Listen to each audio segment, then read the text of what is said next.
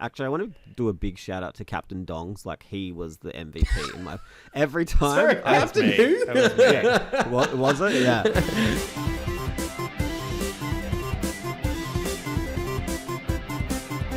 Hello and welcome to the Press Start podcast, Press Start Australia's weekly video game discussion podcast. I'm your host, Ewan, joined today by my fellow gamers and co-hosts, James, Hello. Shannon, Howdy. and Brodie. Hello. The howdy threw me off. I wasn't expecting a howdy. Apologies for the lack of episode last week. Life got in the way, but it does mean we have an absolute boatload of stuff to discuss this week, including an Xbox next-gen console and the new approach being taken there and our thoughts on Rematch. But first, let's kick things off by discussing Death Stranding 2. James, how long have you had the game now? It feels like 3 weeks, 4 weeks, maybe 3 weeks. I was want to going say to guess 3 2 weeks. weeks, but I thought that might have been underestimating it. No. Yeah, you've been quietly toiling away, sort of behind the scenes, playing and reviewing that game. What did Wouldn't you say score, quietly. Death Stranding? Quietly. There was a few things going back and forth on the chat, maybe, yeah. Death Stranding 2, James. What did you score it and why? So I settled on a 10 because I really liked it, obviously. Whoa! Yeah. A 10? When did Yeah. you last give a game a 10? A while ago, at least last year. So it's been a while. Dragon Age. You gave Dragon Age a 10, Potential, didn't you? yeah, but How I could don't we want. forget? Yeah, well, yeah. I Comment below your thoughts on that. yeah. God knows you did Absolutely. last time. Let's get back to Death Stranding 2. So a 10. yeah, thanks for that, What made it arrive at that? It's just really good. I think it's just. It's not going to be. I don't think everybody will love it as much as I did. Okay. But I think that there is a lot to be said for. I think with Death Stranding 1, I distinctly remember feeling like, I'm like, thank fuck I don't have to review this, because I had no idea, like, it's one of those games where, like, you can really enjoy it, but then it's not necessarily... Yeah, divisive. Yeah, it was divisive, as we know.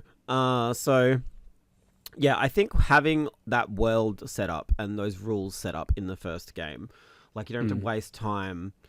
explaining, what a beach is and what a beat is. Like, I think the core mystery of that game is kind of what the world is, right? So with Death Stranding 2, all of that's been established. So you can kind of just focus on telling a story about some really cool characters. And I think that he does that really well here. Is the game better paced as a result? Like, does it get moving a bit quicker? Yeah, and it's maintain the easily... momentum? It is easily Kojima's most well-paced game, like 100%. I think that anybody who found the first a little bit plotting won't have that feeling here. It does In a more very ways good... than one, someone could find it plotting, I guess. Absolutely. But yeah, like, people won't. I think people, because the thing is you can, if you go to a prepper, right, and hand in some shit, in the old game they'll just explain to you what they're doing. If you don't want to listen to that, you don't have to, because you've basically got like a dialogue tree now where, like, say the top 3 options are more about, lore and world building, or you can just be like, okay, I'm going to go now. And then you're on your way. Yeah. And then even just the cutscenes on the main quest are a lot more snappy. There are still some things towards in the final act that are quite long. That being said, not longer than stuff he's done before. Like, he's done worse. But I love that. But obviously, if that's something that I know a lot of people get put off by, especially in the first game towards the end, that doesn't happen here. Like, I feel like it's a lot more self-aware of, I don't want to say faults, but of the things that people didn't like about the first game. And what I do like here is he has not kind of shied away from just, like, kind of delivering all of those, like, Kojima-isms. Like, it still feels, like, authentic to, like, the spirit of the original game in a lot of ways. But it just... It's just... Yeah, it is just, like, here's some story, it keeps you interested, and then you're off playing again. Like, it doesn't really, like, Are the starting you... cutscenes shorter, or... It's a mix. It's a mix of the cutscenes are shorter, and it's just the way that they're structured and stuff, and because there's a few different story beats going on at once. And it's all just very quick. It feels quick. Like I know it's not quick. I've spent. I think my second run, I sped through the first act on purpose because obviously I'd already done it before. Already in the preview, yeah. Yeah, so my second run still took me about 70 hours, but I was taking my time a lot. Yeah. And I don't think a lot of people will do it. I think if you did main quest, it'd be 40 to 50 hours probably. Okay. Yeah. But I think there's a lot to be said. I said this in my review. I was replaying the first 30 hours again, and despite that, I did not find it a slog at all. There's just so many different ways that you can kind of go about things, and it just feels a lot.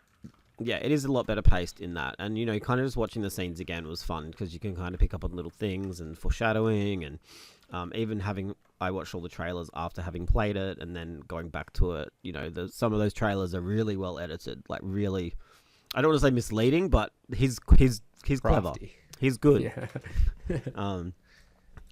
So, yeah, I think if you're somebody who didn't enjoy the first game, I don't think this is an instant slam dunk for you in terms of you're going to straight away enjoy this as instead. But I do think this endears itself to you a lot quicker than the first game did. Which I think a lot of people answered sort of my next pressing question I had then. I was does the game kind of evolve in such a way that it's appealing both to existing fans, but then kind of accommodate for newcomers as well? It sounds like you would say yes to that. Am I right? I personally think so. I think there will be some commentary about the combat because there is a lot more combat, especially towards the end of the game. But I feel like it's quite earned story-wise, and it is a running theme throughout the game. Because I don't know how many of you are familiar with the first game besides Brodie, but Higgs talks a lot about in the first game about the idea of sticks and strands, right? The sticks of the guns, and in this game there is a theme of I don't want to ruin it, but just it is more important. Is that or play more of a different role? Sometimes you need the stick, and it is a very thinly veiled kind of commentary on how things are going on the internet today. I don't think the story. Yeah, I don't think the story is going to be as prophetic as his other stuff, especially in Metal Gear 2 and the first game, obviously. But I just think this is a really, really good story. But to get back to your question, because I'm getting off topic, I do think that people will enjoy this more. You can play this as a shooter if you want. I don't think that's the best way to play it, but there is a way.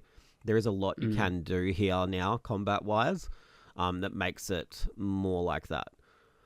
I do see a lot of people saying this will be like Metal Gear, that it's closest to Metal Gear. I don't think that still. I feel like this still feels like Death Stranding to me. But yeah, I think it's really good. I think it's a really, really solid honing of everything he kind of established in the first game. Yeah, everything just comes. Yeah, on a go. Shannon, Brodie, feel free to jump in with questions of your own if you've got them as well. I think for me, and I think a lot of people will be wondering this, particularly because the game is set in Australia. I've dabbled with the first one a lot, when reviewing tech or playing it on iPhone or whatever else. But obviously, I knew it was not going to be the game for me to get through. Obviously, with everything I've seen and you've showed me, James, with the Australian wildlife and everything else, I do. Yeah. Kind of want to, and the fact that you've said that it is more palatable as a Kojima game, makes me more interested to give it a go. But where does it stand if you haven't played the first one? Because I'm not going to play the first one, even if I play this, and I assume a lot of people aren't going to be jumping in now, even if this does get 10s across the board. Yeah. So you can definitely. You can still enjoy it, as a game, right? I feel like you will still find that loop. There's something about that gameplay loop that I think is very addictive. But I think story-wise, you could be a little bit lost. There is a recap. There is a recap video. Is it the one PlayStation posted, the 7-minute? No, that's different. Okay. As well. Yeah. I think I'd have to double check, but I'm pretty sure I started watching it. I was like, no, this is different.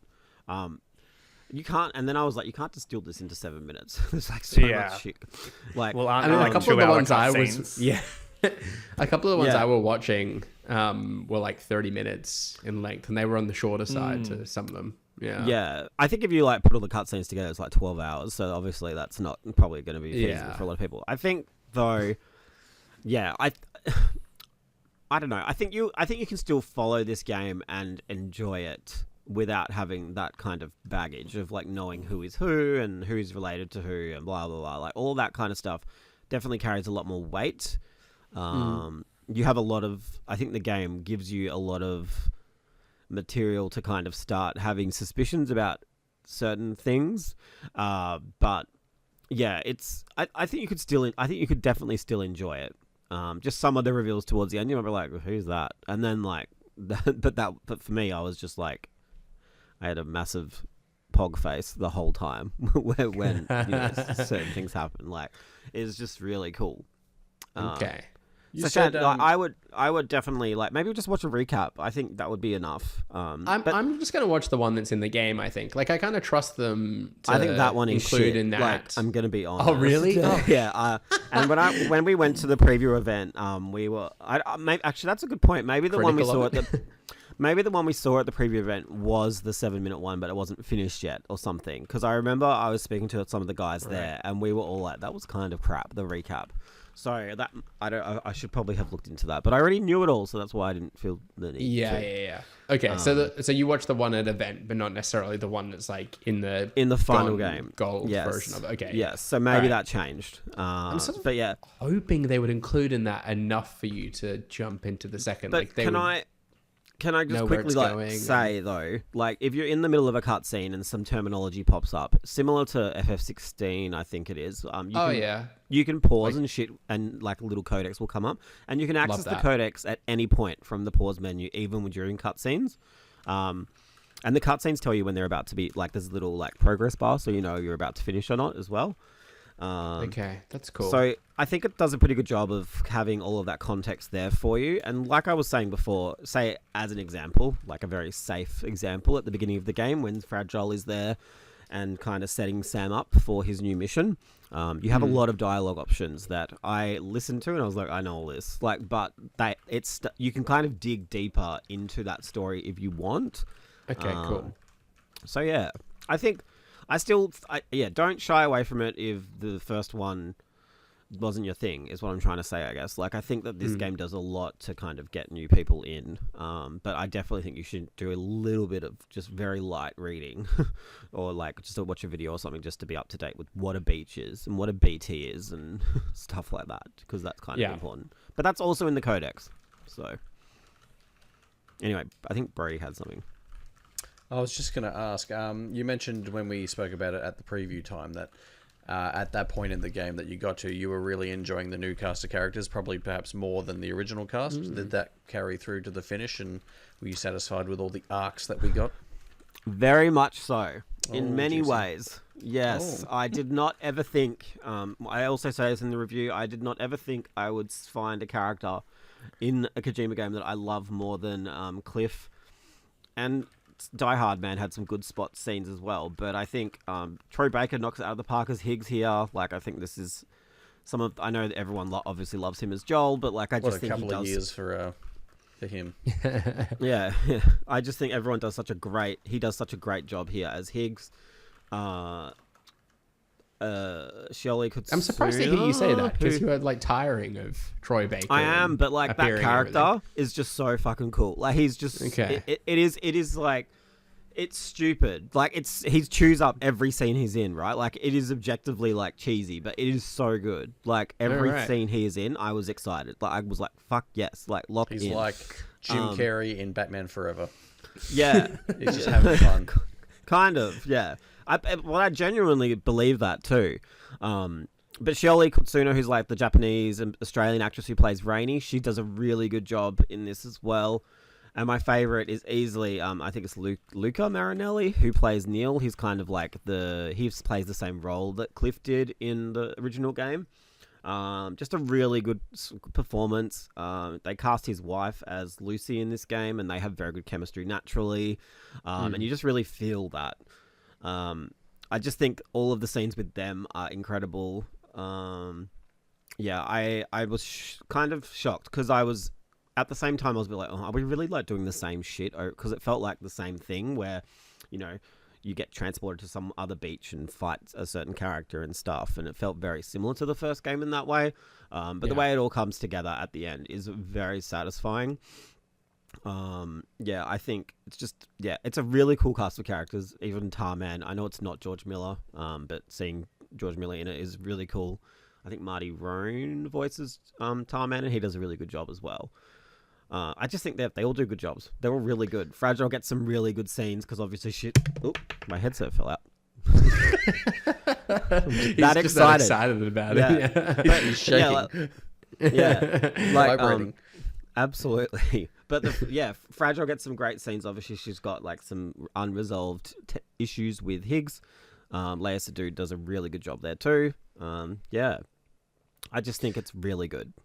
You mentioned George Miller a second ago. I think we'd be, not doing it justice if we didn't talk about the Australianness of the game as well. I know you mentioned that a little bit in your preview, but getting to see more of the game and dig a bit deeper into it, like, how did you feel about the representation of Australia in the game?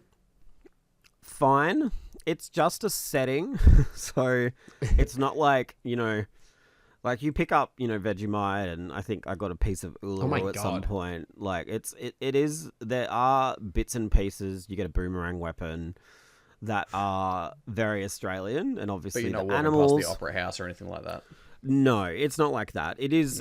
No. And they said this during the preview. It was a very primordial take on Australia, very much inspired by the Northern Territory and stuff. And you definitely feel that running through it.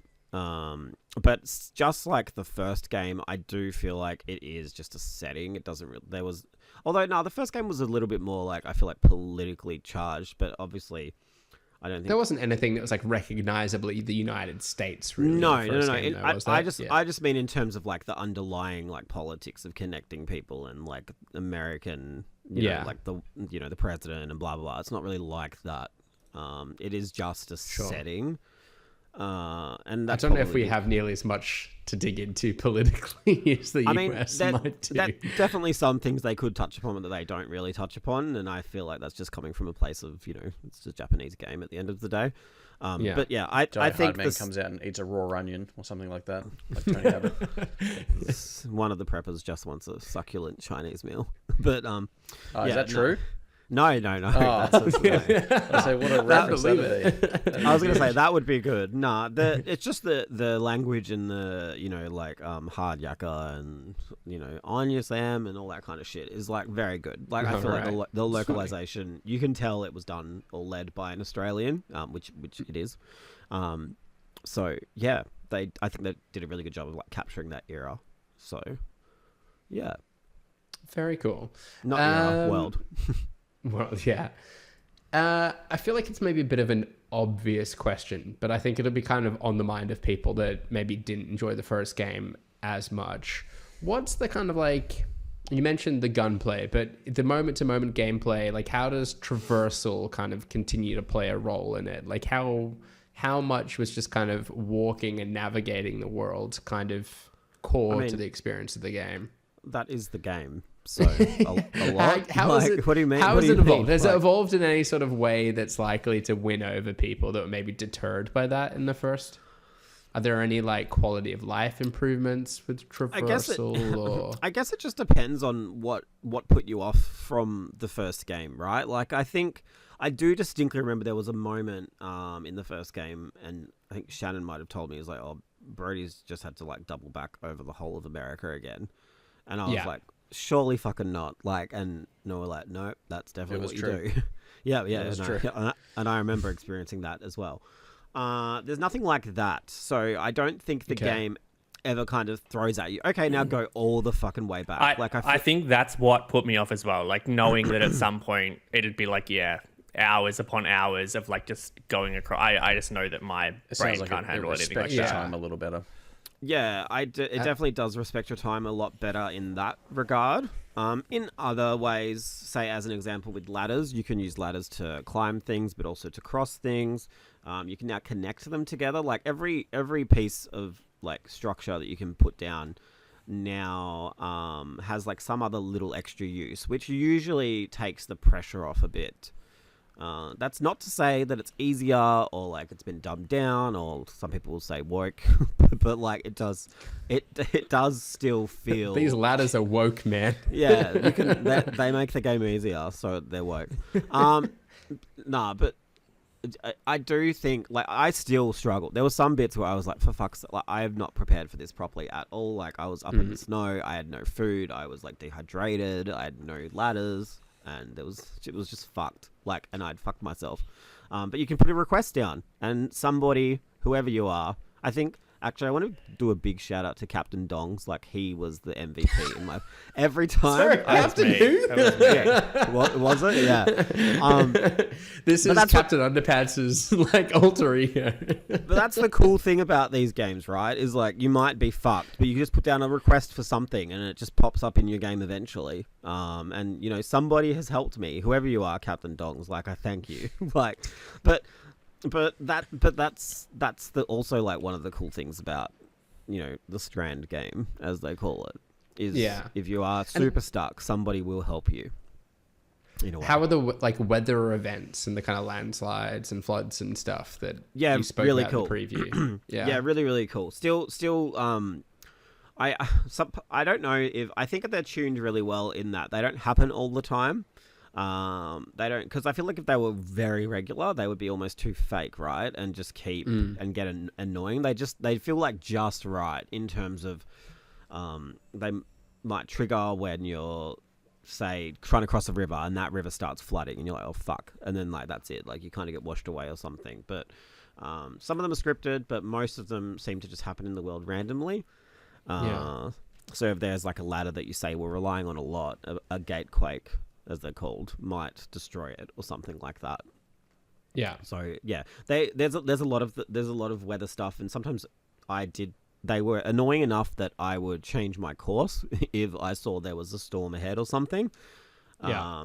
But not like frustrating in that if I got stuck in one, I would be like, fuck this, I'm not playing. Do you know what I mean? Like it genuinely felt quite well balanced and realistic in a way. Just the whole world feels a lot more alive in that way. Like the weather is just a lot. Yeah, the weather obviously, and the animals and all of that stuff is more.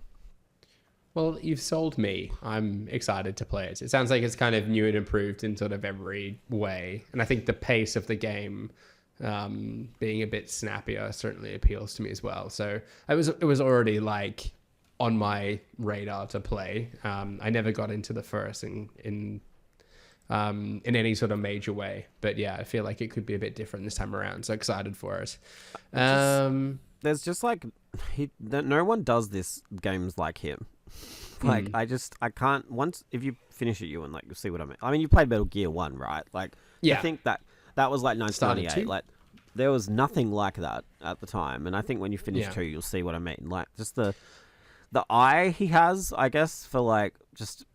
And it's not even just the cinematic stuff. It's even just the gameplay stuff. Like, even, you know, if you're stuck in a sand... These are just small things, right? But if you're stuck in a sandstorm, you're, like, covered in sand from that point on.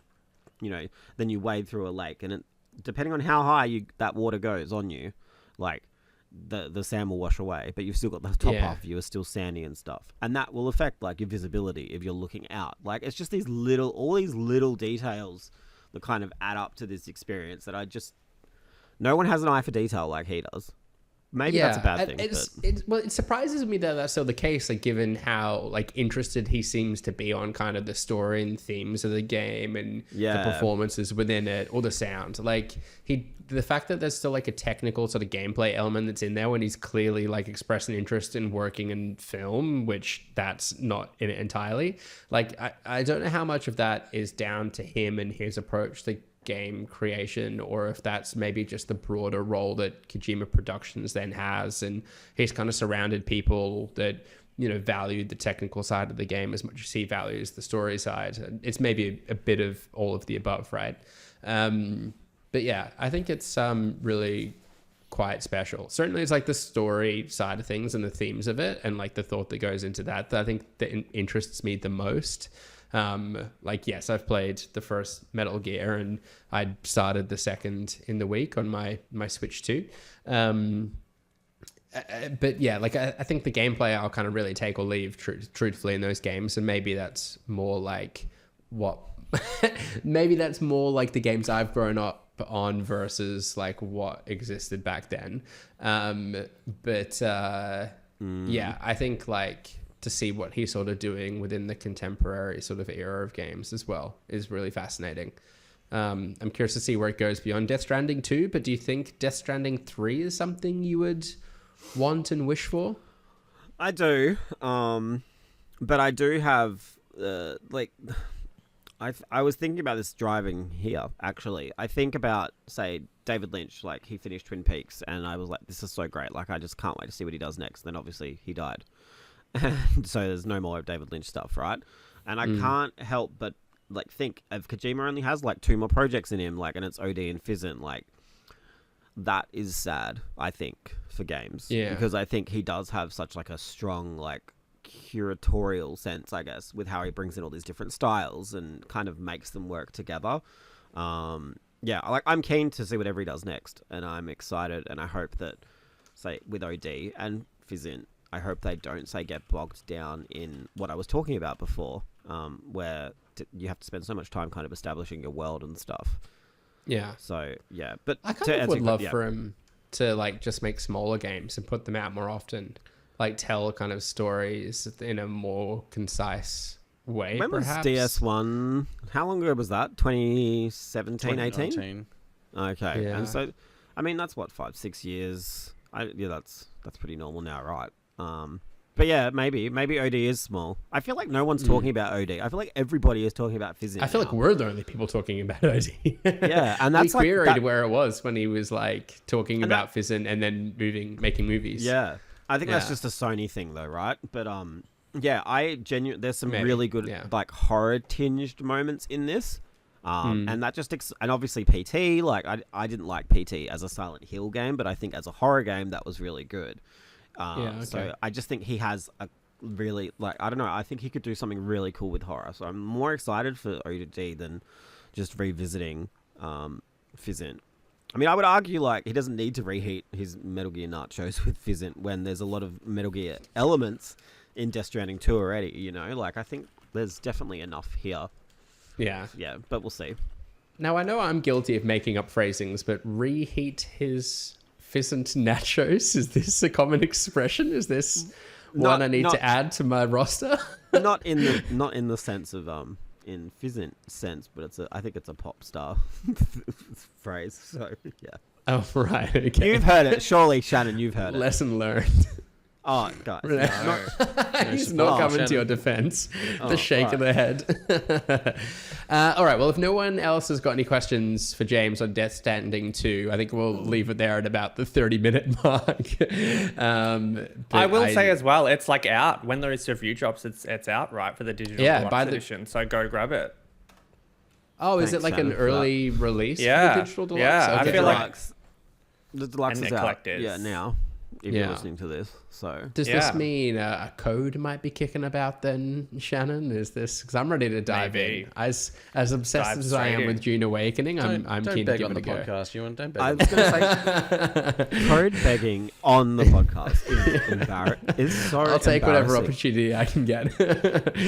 All right, let's change gears and talk about Rematch now. Then, Brodie, for fear of going long today on the reviews, I don't know how much time you want to spend on Rematch. Take as long as you like. Feel free to keep it concise all the same. Rematch is from the developers of Sifu, a game that, if I'm not mistaken, you quite enjoyed. I'm sure you were curious as the rest of us about how the developers of that game would then go on to make a soccer game. How is Rematch? Look, it's as a game, it's great. It's phenomenal. It's Rocket League with people. What a novel idea. It's just, it's really fun. It's almost like soccer. It's almost like it's soccer or football. Football, look, from a gameplay perspective, it's really tight. It's got all the same, fun and thrills of like indoor soccer, which is something I used to play a lot when I was like in high school. obviously like playing balls off the wall and stuff like that, and rebound kicks and stuff. It's just very highly energetic. There's no stoppages, and yeah, it's a lot of fun. And save for like being able to run on the roof, it pretty much plays like Rocket League. So that definitely speaks to me. So from a gameplay perspective, they get a tick. It's where the online experience and all like the live service stuff come in that they really have a lot of work to do. Yeah. So the game is a little buggy. Like it doesn't really hamper the gameplay experience too much. But like the matchmaking is a bit of a mess. Like I'm constantly like thrown into game. And granted, I'm playing solo, so I understand I'm going to get match made into games that are, you know, in progress from time to time. But like I literally got match made into a game yesterday when I was playing it, and like I couldn't move. Like I couldn't even access the menus. Like I couldn't access the menus to quit, and then the rest of the team that I was on quit, and then I lost the game by myself. And I was like, well, this is awful. Yeah, and like I'll get match made into games that are like about to finish and like have the last goal go past my head and stuff like that. And it's very deflating. But generally, when the game's at full tilt, like it's really really fun. I particularly love being a goalie. Like I think it's the funnest role in the game. Like I dig it a lot. So yeah. how does it work in terms of the roles then? Are you kind of like assigned a single position, So or basically, do you get a bit more? Obviously, it depends freedom? on what mode you play, whether you go 3v3, 4v4, or 5v5. I've tended to gravitate more towards 3v3, just because I feel like it's a bit fun. You get a bit more space to obviously play around with like passing and stuff like that. And I do think it's good as an introduction for the mechanics for you to obviously have that space. I think like the ranked mode is 5v5, so they gradually want you to get to that point. But anyway, so with the roles, it basically rotates you every goal. So like say a goal is kicked, and I think generally it's first to 5, or at least maybe it's just when the time elapses. But there's also a mercy rule, so if at any point you get like 4 up, the game finishes. But yeah, say you kick a goal and you're in attack, you'll then get rotated to goalkeeper, and then you'll get rotated to like say the other running defender or something like that. So it rotates you around so that everyone gets a sort of like a piece of the pie, I suppose. But obviously it doesn't stop you from like rolling into defense if you want to, and like taking over from the other goalie. You're not locked to any position, Right. which, you know, is handy because like sometimes you'll be on a team and the goalie will run out like an asshole, and then you'll have to run back and try and defend. But like you obviously can take over at any point. So yeah, but going back to, I guess, the live service side of things, like the cosmetics are just really, and like the battle pass itself, like none of that stuff is really speaking to me too much. I feel like the daily challenges are super buggy. Like they never even unlock for me. Like there's only one daily challenge you can do currently, which is like win your first match. And like I won 3 matches yesterday and it hadn't unlocked. So I was like, I don't know what's going on here. So yeah, a lot of the online stuff and a lot of the live service stuff is currently a little bit cooked and it needs a bit of work. So like score wise, I settled on like a 7, which, you know, might seem a bit generous considering how bad like the online stuff can be, but like the core game is that good that I think once it's like up and going, like it could be like the next Rocket League comfortably. Like I'll be playing this game for a long time. I enjoyed it a lot. Okay. That excites me. Like I'm a big Rocket League fan. It's still a game. I think it just celebrated its 10-year anniversary not long ago, right, which is kind of insane. Maybe even longer. No, it came I'll out say 10 2015. years. That's going to make me feel more comfortable. Okay, cool. One thing that's unforgivable though is that this game like doesn't have crossplay yet, which is crazy. Like I think it was advertised originally, and then I think they couldn't get it across the line, but didn't communicate it to particularly anyone. for a game like this, it really needs it probably as well. So once, look, I know they're working plans? on it. Okay. Yeah, I think they're working on it. They just couldn't get it to work for launch for whatever reason. So it really feels like a game that could have used like another couple of months in development before they... It's not on Game Pass or anything either, is it? It is on Game Pass. Oh, it is on Game Pass. Okay. Yeah. It's on Game Pass now, so so that's obviously helping. Because I'm obviously, I think during like the review period, like I was struggling to find games big time. Yeah, no, I remember you saying that. That's why I asked. Yeah. But now that it's on Game Pass, like obviously I'm not having any trouble. Like it seems like there's plenty of players, so that's obviously good. But that won't last forever. Sorry? Oh god. But that won't last. Yeah, No. right.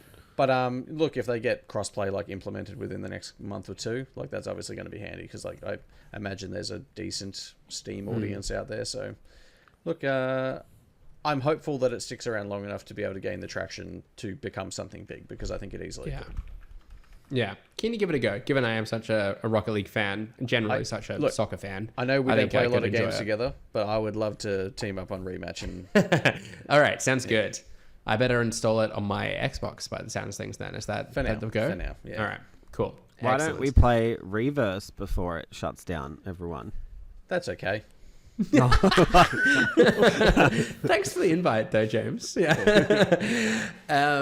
Just quickly before, like, on the topic of live service, I do want to call out FBC Firebreak as well. We won't go so far as to discuss your full review of it that you got on the site, though, Brodie. But I'm continuing to play that game after we played a bit of it. I convinced some friends to give it a shot, and they really enjoyed it. I was really enjoying still playing it. So it's another game I hope You've left me below already. Left you below. You've left me below.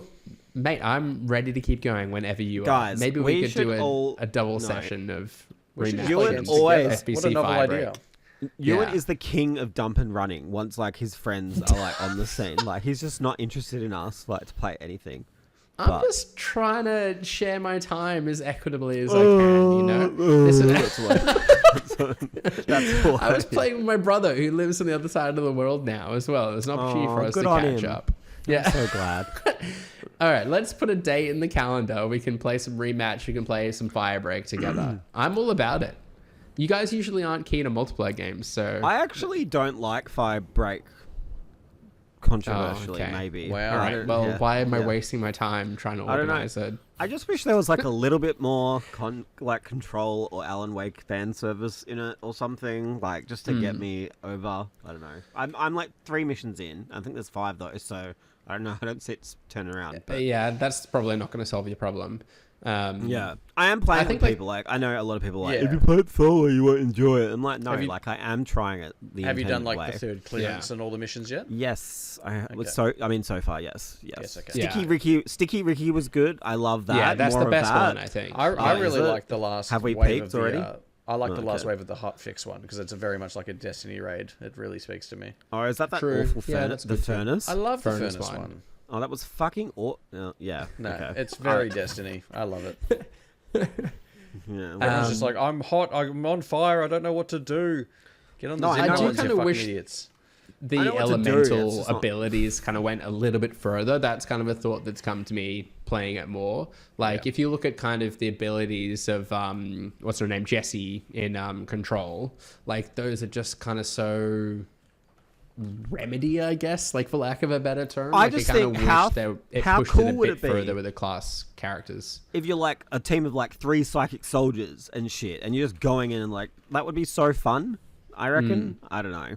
I could be wrong. They do. but- There is like an object of power element to it, and like your kind of ultimate ability. But I think there's Yes, still but further to we push know. that. That could still happen. Like that could come out in time. But yeah, it's obviously not there in at launch. Look, Anyhow, I this did respect- become a bit of a review Oh, of FBC sorry. Firebreak. I No, respect James, like have you what got? they were. I respect what they were trying to do. Like I understand it, and like Yeah. I don't know. I just think maybe stay in your lane for a bit longer or something. Personally, Stay in your lane. Okay. Let's- Speaking of staying in your lane, no, that's not fair on Xbox. Sarah Bond revealed the first information about the next Xbox console, announcing that the next Xbox will not be tied to a single store, sounding more PC-like than ever, running a form of Windows or something that sits in between Xbox and Windows, like the upcoming ROG Xbox Ally. Shannon, maybe first to you. Seeing as this is in your kind of tech wheelhouse, this is maybe like an informal tech time with Shannon here. How do you think this next console will function? What's your read of this kind of announcement? Yeah, I think this is what we've been speaking about for the last year or so, right? Like this is the combining of Xbox and Windows, or I guess probably Windows taking over Xbox as the platform for everything Xbox or Microsoft gaming. I don't even know if Xbox is going to exist as a brand, but I think, I think this is the Asus ROG Xbox Ally, whatever that's called, and then this is just the beginning of this new Windows experience where it's just going to be Windows on everything, and the hardware is just going to be PCs. So I think it's going to be the next Xbox is just a little PC, and then I think there'll be different sized PCs and different spec PCs that might be Xbox branded. And then it'll be the same OS, no matter whether you're playing on like a PC, an Xbox that is a PC, or a handheld that is also a PC. And I think it's just what we've been talking about, and this is just the hardware level of that. But I think it's really exciting because I think it brings everything together, and then I think it It's scary because I think it dilutes Xbox as a brand, and I think it sort of brings everything else into the forefront. But I think Microsoft is obviously on every PC that isn't a Mac, and the few people that use Linux. So it makes sense to dive into that and focus on it and make it the future of Xbox. Yeah, I'm sort of hoping like it becomes that like Windows or like PC sort of gaming becomes a bit more like branded as like an Xbox sort of ecosystem.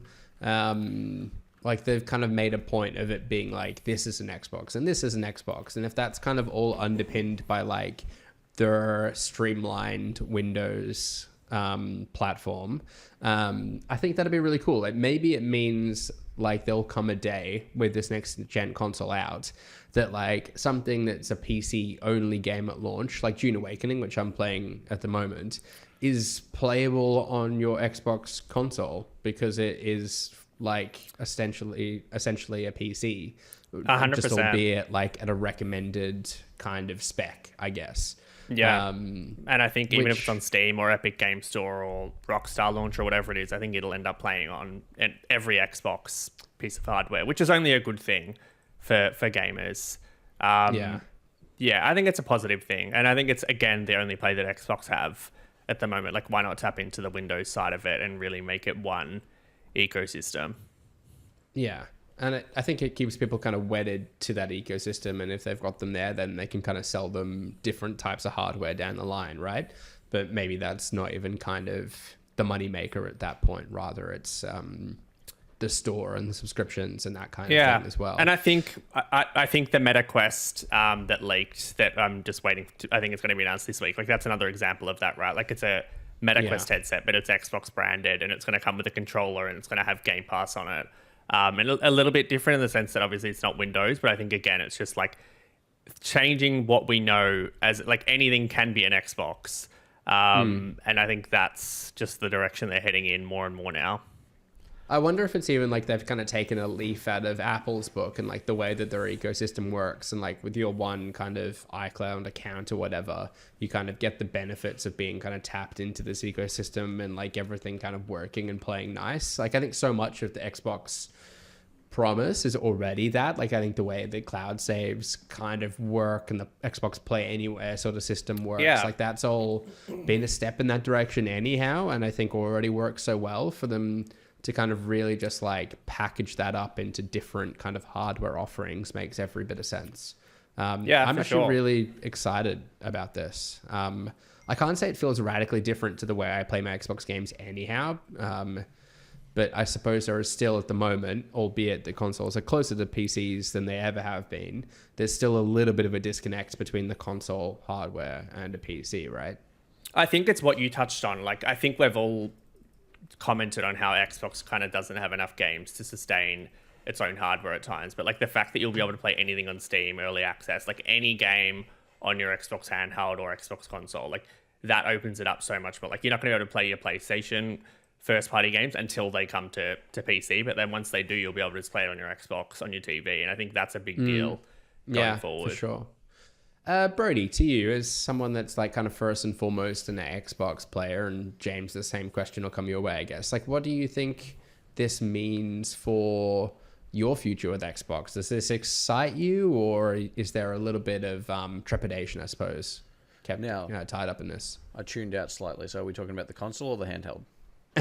Well, all of the above, the ecosystem, I guess. I think, right? No, look, I think I'm still positive about Xbox as a brand and their ecosystem and everything they've built up over the last handful of years. Like, I think Xbox and Game Pass and things like that are here to stay for as long as I guess they can manage to keep it sustainable.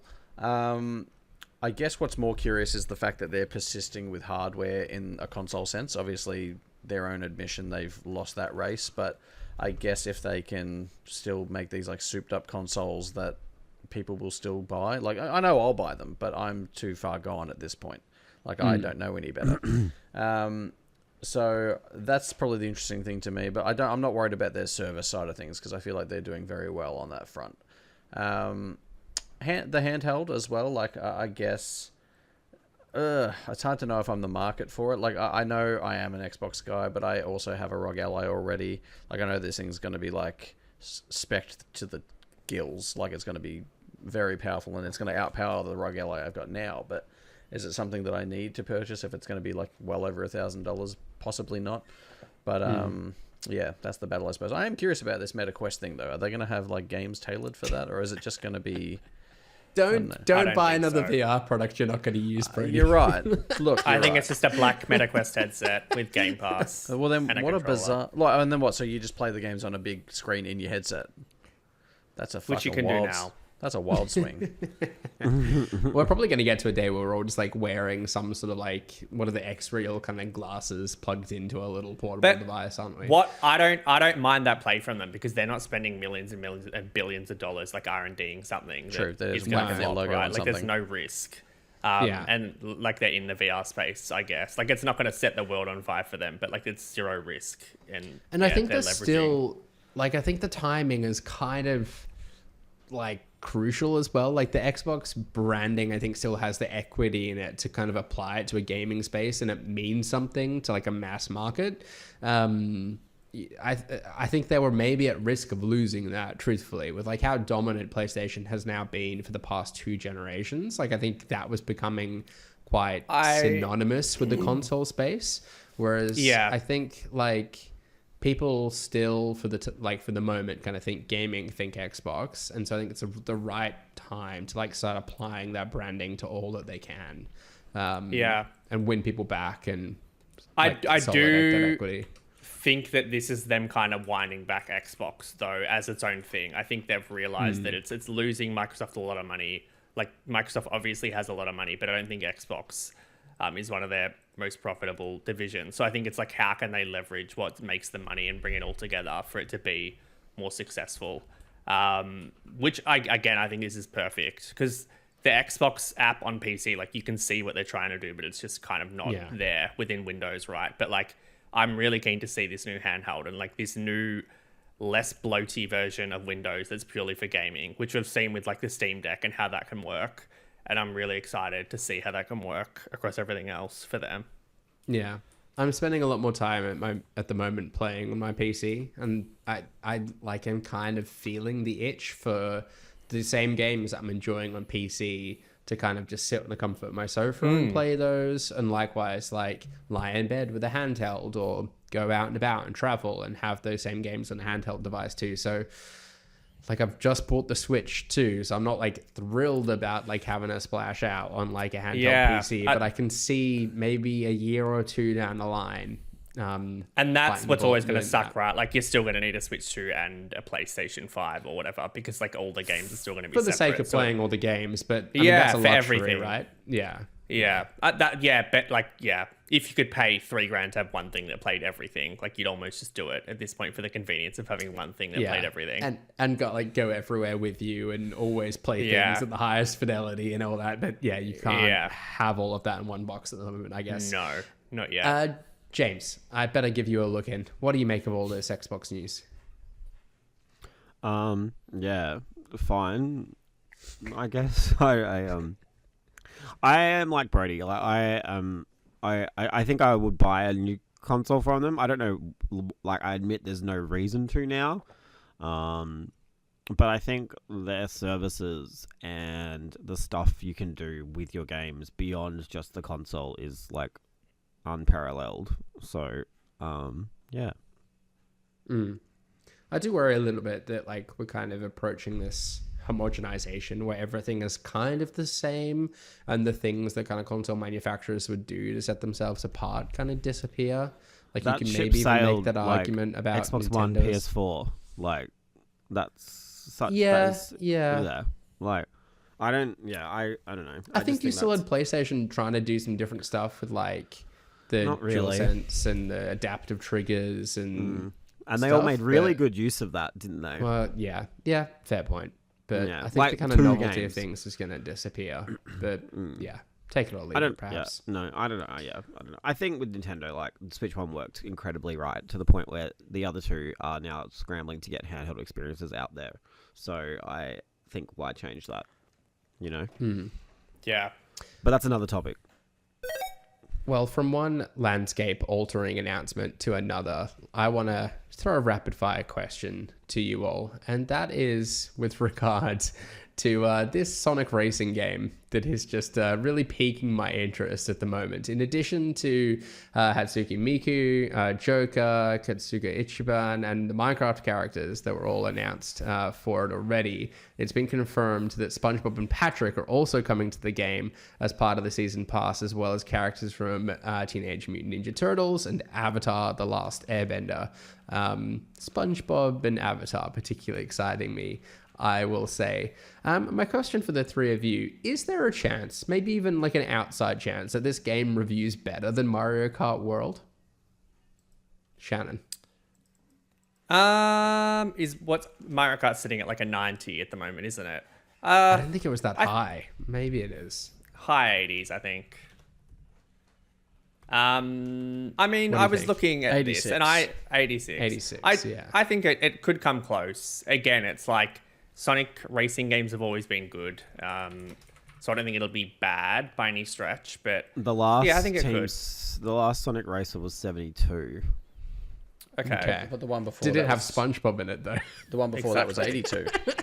I Well- think they're obviously putting effort into this, right? Like, it's not a shit it out and make some money. Like, they've clearly been working on it for a while. The last SpongeBob Racer was 70.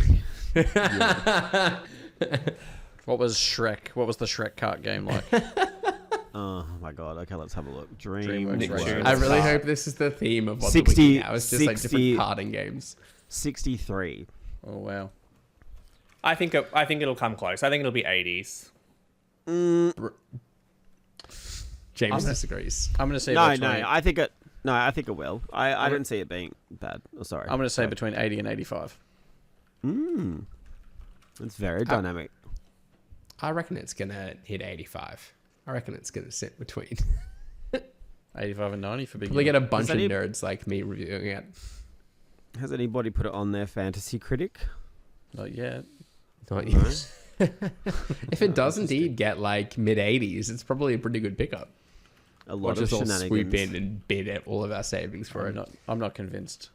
Yeah, Hopefully no well. rematch like shenanigans, hey? Let's Yeah. stay away from that. That was above board. So many suspicious drops. I hadn't laid a finger on the game when I dropped I it. was playing Firebreak when the accusations started getting kicked around that Brodie had like rigged that by picking up Rematch whilst reviewing it. But And then No, I he just was dropped it. incensed. He was incensed by the accusation. I stopped moving, and you was like, "What are you doing?" I said, "I'm Then messaging just a these few assholes back." short days And then, later, like- the review drops.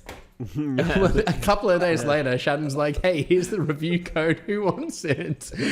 Brodie didn't even have it when the accusations were being thrown his way. Oh wow. Lots of anyhow. I think. I'm waiting for I my love apology. how competitive we've become around Fantasy Critic. It's I can't wait for almost next year's. as competitive as we are when it comes to What the Wiki, the Press Start podcast game show, where the previous week's winner is part of a Wikipedia page for an unknown game, and we, the contestants, must guess the game.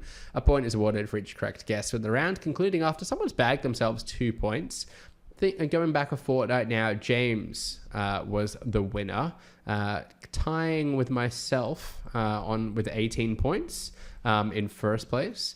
Brodie, you are just behind on 16 points. Shannon, you're in third with 7 points, and Harry is bringing up the rear on 4. But yeah, James, as last fortnight's winner, you are today's host. Take it away when you're ready. No problem. I wrote this last week and I've forgotten what some of the games are, but I think I've worked it out. You can play too. Oh, Yeah, Yeah. yeah, literally. Okay. yeah, Okay, will not we be ready? awarding you points on my watch. Okay. Let's go. Shannon, paying attention. I'm done with this season. Just go. No, you could. This Shannon, you're only in You've got a- third for a week. third out of 4 people. What could go wrong? We might start awarding bonus points. Yeah, absolutely. Who knows? Anyway, this game was developed by a team at Namco that were responsible for developing another series with similar gameplay mechanics.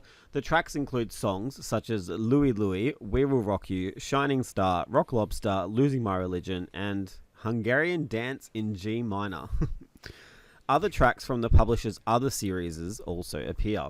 The Japanese, North American, and PAL region versions have different track lists and in the North American version of the first two games, almost all of the licensed songs are shortened covers. The first two games have around 30 tracks each, depending on the region, while the third game... Yes, Shannon. Dance Dance Revolution 3. It's not Dance Dance Revolution 3, Shannon, sorry. That's a shame, isn't it? Are we just going to play the numbers game here? A spin-off of the series this game is based on. It is played with a special controller that resembles two small bongo drums, but can optionally be played... Am I back? Shannon. Surely I'm back. You were after, yeah. Donkey Kong. I'm not sure what we're asking for here. Are we asking for like the country? Spin-off? Conga Blast. Brodie. No, Shane. What a... Yes, Brodie. Is it Donkey Kong Jungle Beat? No, it's not. Is that a game though? It is a game. Okay. Yeah. But that's not what we're after. Okay. No. Is it a game that we would know how to say? Yes, it's an English, two English words, kind of. Yes, so you can speak that language. Last I checked. The Namco has thrown me. The Namco. I vaguely remember seeing bongos once upon a time in like a bargain bin at an EB or something. That was that's as much as I got. This Donkey Kong Banana Beat.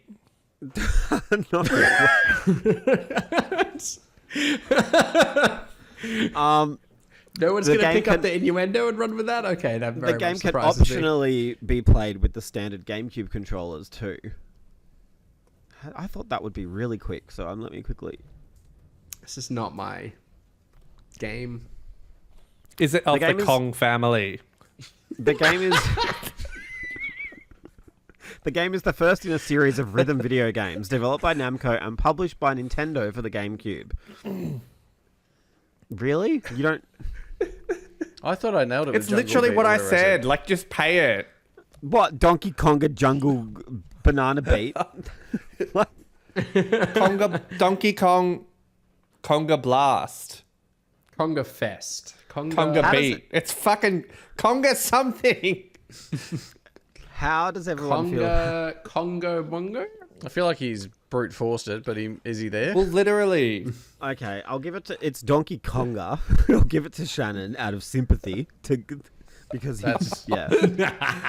Now I know how this game works. I'll take it as well. I'll take it. Just keep yelling at the host until it's done. Yeah. No. Okay. Well, no one was going to... I don't think Brodie and I are going to get any closer, so I feel like we can... That's exactly. I was going to say it was going to be none of yours, so like we're just going to have to... It may as well be me. Wait, so what is Jungle Beat? That's also that is a game. It is. It came out after. There was like an adventure game. Okay, I didn't know there was a series of them. There you go. I should get a tip of the hat for that. No, that is a separate series. Anyway, let's move on. Shannon won. I've got it. Else. Back off, bitches. Fuck off. Okay. Jesus Christ. See, he's like, I don't care anymore. Drink your tea. But he's like, yeah. On release, the overwhelming consensus for this game was that it lacked the revolutionary potential of the previous games, but was of sufficient Dance high Revolution quality. 3.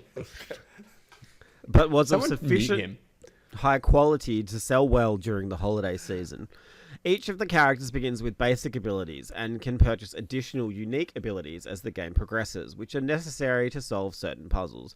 The characters also each use unique guns and musical instruments.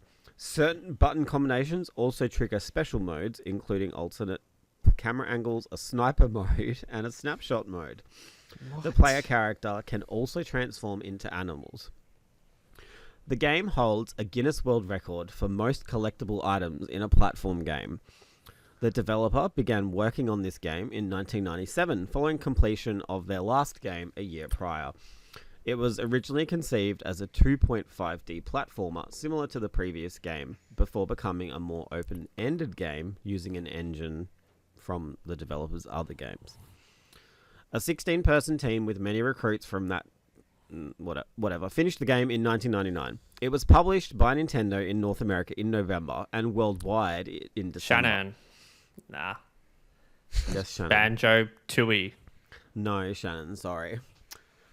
The game was the first of two games to require the Nintendo 64 expansion pack, an accessory that added memory resources. The $22 million marketing campaign included advertisements, sweepstakes, and a national tour.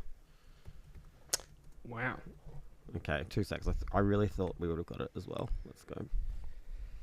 Shannon. Sure.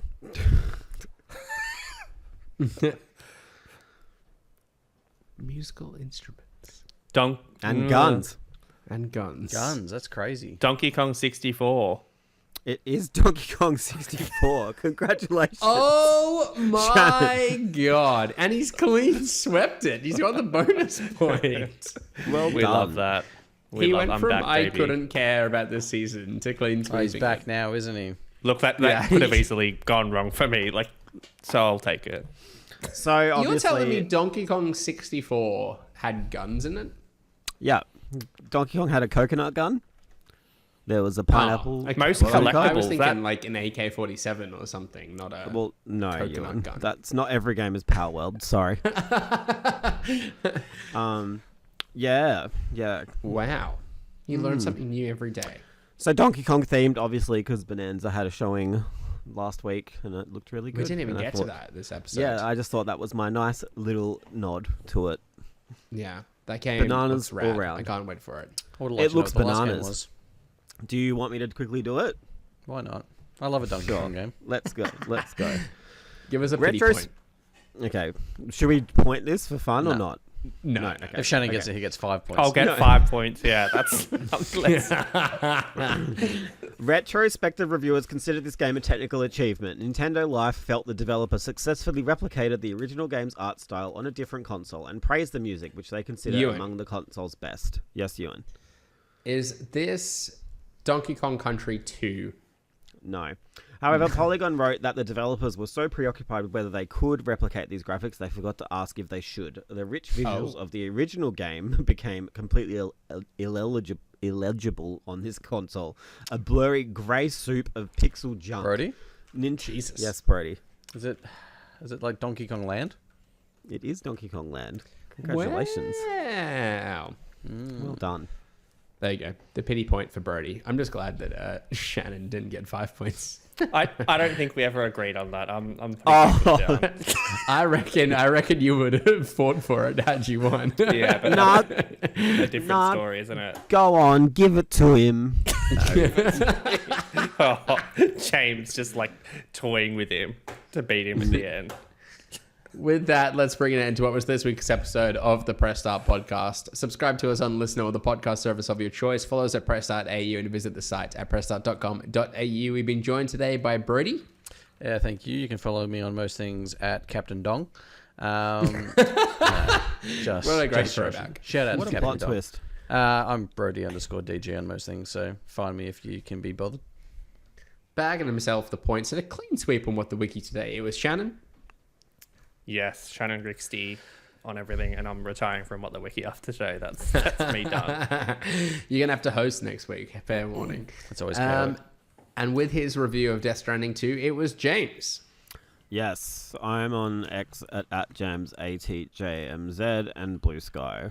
Just search my name and it will come up, I'm sure. And I've been your host, Ewan. You can follow me on socials at Ewan_Roxburgh. Thanks again for tuning in. And until next week, happy gaming. Bye. Bye. Ciao.